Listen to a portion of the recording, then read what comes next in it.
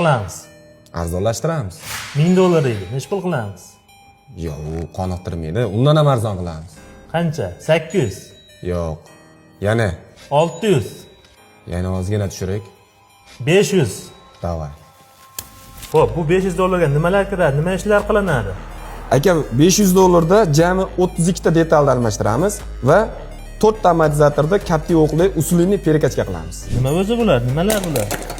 Aka, bu narsalari Malibuning eng silaviy joyi hisoblanadi. Bu plastmassa vtulka bo'ladi. Buni o'rniga ichi to'la sani bloklar qoqib beramiz. Toker bilan sozlangan holatda.